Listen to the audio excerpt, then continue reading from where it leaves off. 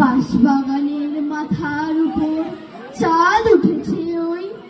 মাগো, আমার শোলক বেলা কাজলা দিদি কই? পুকুর ধারে লেবুর তলে থোকায় থোকায় জোনাই জলে, ফুলের গন্ধে ঘুম আসে না, একলা জেগে রই। মাগো, আমার শোলক বেলা কাজলা দিদি কই? সেদিন হতে দিদিকে আর কেনই বা না ডাকো?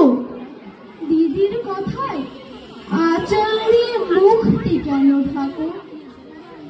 খাবার খেতে আসি যখন দিদি বলে ডাকি তখন, ও ঘর থেকে কেন মা? আরে দিদি আসে না গো। আমি ডাকি, তুমি কেন চুপটি করে থাকো? বলো মা, দিদি কোথায় গেছে? আসবে আবার কবে?